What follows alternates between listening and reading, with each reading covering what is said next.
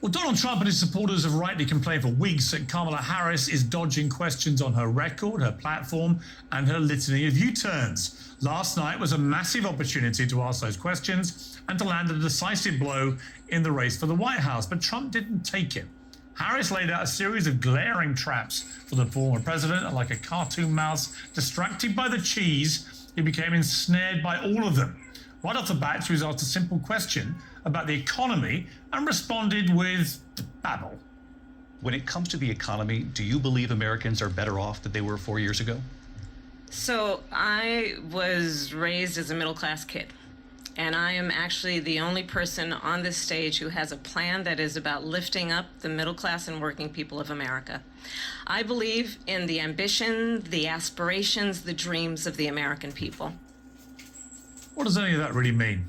Trump didn't capitalize on that word salad. In fact, he allowed Harris to deflect and distract him all night in a way he wouldn't normally allow to happen. When Harris was pressed on the crisis at the border, which should have been a home run for Trump, she snared him with rage bait about his rallies, and it worked. You will see during the course of his rallies, he talks about fictional characters like Hannibal Lecter. He will talk about windmills cause cancer. And what you will also notice is that people start leaving his rallies early out of exhaustion and boredom. People don't go to her rallies. There's no reason to go. And the people that do go, she's bussing them in and paying them to be there and then showing them in a different light. So she can't talk about that. People don't leave my rallies. We have the biggest rallies, the most incredible rallies in the history of politics. That's because people want to take their country back. Our country is being lost. We're a failing nation. In fishing parlance, Kamala put out the rod and caught a big one.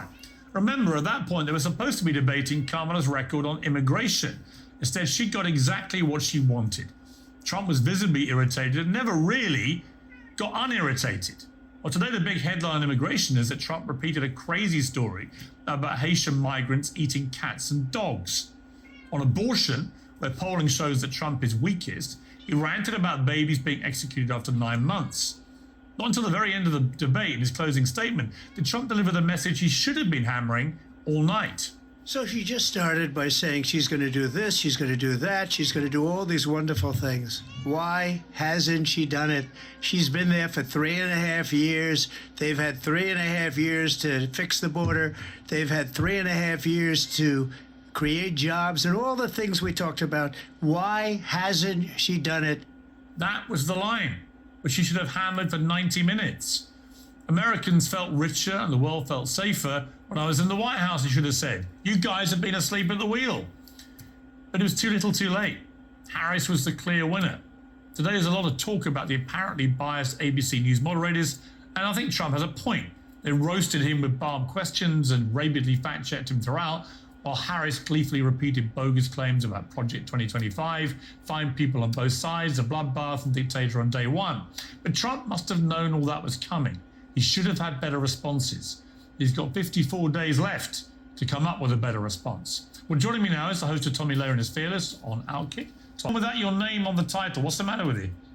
We start with you, Shane, because you've repeatedly called me a Trump sympathizer, a Trump whisperer, a Trump supporter, all these ridiculous things. I'm very happy, as I tweeted earlier, to say to you that I think Kamala Harris not only won the debate last night, she won it quite comfortably.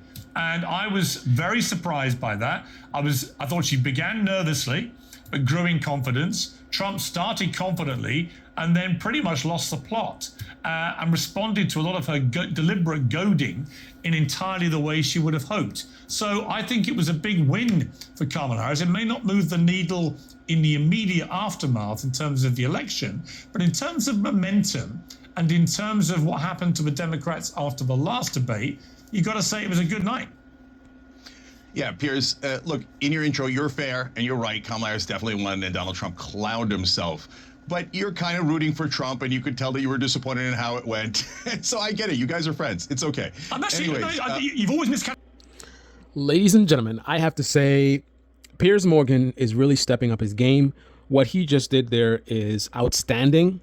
And I think that a large amount of people probably fell for his tactic that he utilized quite effectively.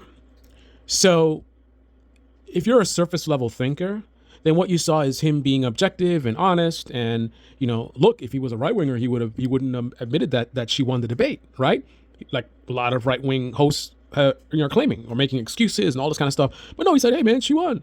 But if you think a little bit deeper and, look at what he did and how he did it, you will recognize that what he did was really, really slick. The underlying theme that he presented is not that Kamala Harris simply won fair and square. He makes it sound as if essentially she cheated, right? All she did was gimmicks and tricking Trump into, setting up all these traps, right? So the way he's presenting it goes totally with the way he's portrayed by Cenk Uygur. So if he is all pro-Trump, right, then the message would be Trump was the superior in this debate, right? He has better policies. He's a sharper guy. He has a better message. He was a great president, and under him, things were awesome, right? But for some reason, he just had a bad night. And also, he was up against someone who wasn't fighting fair, right? Rather than, focusing on her policies and making better arguments and talking about how she would do things better, she focused on just tricking him and manipulating him. And sadly, he fell for it, right? So, when you put it that way, Trump just simply had to make a different decision, right, to actually fight. And he would have won easily because Kamala Harris is a joke and she's incompetent and she's stupid, right? These are all things that Piers Morgan would present, right? Which is why, notice also that he says he was surprised, right? Him being surprised is part of, again, his partisanship, his appeal to tribalism, appeal to conservatives, right? Because if he's exactly the way he's presented by Cenk, then again, Trump is the better person. He's sharper. He's better. He's a better leader, right? So that being the case, then you'd expect him to dominate in the debate. So then it's shocking to you. Oh my goodness, how could this superstar Trump lose to this bonehead, right? If he was actually objective, then he'd recognize that Kamala Harris is not a bonehead. She's much younger, much sharper, much more intelligent, and she's certainly not crazy like Trump appears to be. So it's not shocking that she beat Donald Trump, right? That's a very low bar to clear of her beating Trump. And somebody who's objective would not be surprised about that, right? Now, I was surprised that Joe Biden did so horribly the last time. But the reason for that is I didn't recognize how much he had deteriorated. I know he certainly seemed to have mental decline for sure, but so did Trump. And prior to the last debate, I thought that Biden was still ahead of Trump in terms of mentally. But I learned that I was wrong on that. Right? So there's a clear understanding of why I was surprised. But why was Piers Morgan surprised? What made him think that Trump would be able to beat Kamala Harris? The only reason he'd be thinking that is if he had a bias towards Trump, such that he would expect this elderly grandpa suffering some level of mental decline could somehow defeat a prosecutor. Now, don't get me wrong. Even though I am not surprised that Kamala won and I was leaning towards her winning, she could have definitely lost, right? Trump he's a formidable opponent, but he has his skill set. So, for example, let's just say they didn't mute the mics. If they didn't mute the mics and he chose to go all in, there's a good chance he could have defeated Kamala because Kamala prepared for this, right? She came prepared. She has all her talking points and her positions and her policies, and she's ready to go, right? As a professional. Trump is just like the court jester, or he's like a street fighter, right? So he's not coming all professional and strategies and procedures and all this kind of stuff, right? So while she's sitting there all, yes, and the 20% of blah, blah, blah, blah, he would just be like, but why didn't you do it before? Why didn't you do it before? And cutting her off and make her, get upset and lose her cool, throw off her guard, right? Some would say just like what she did to him, but that's not what she did. What she did wasn't unfair, right? A person who's capable of being a president should not be able to be so-called trapped by her mentioning his crowd size, right? That's not the same thing as you trying to make a point and someone's talking over you and just, I mean, that's unfair, right? I mean, it's like the equivalent of you thinking it's unfair for me in a debate with someone, for them to, when I'm trying to make a strong point, for them to look off to the left, right? And then they look off to the left, and for some reason, I can't help myself. I'm trying to figure out what are they looking at. I'm looking to see what they're looking at, and I totally lost my train of thought. Like, bro, if you can't make your point without being distracted by the fact that your opponent is looking to the left, I mean, like, bro, you suck, right? So Trump not being able to handle, oh, she mentioned his crowd size. He's a grown-ass man. He's a billionaire. Why would something like that so trivial bother him?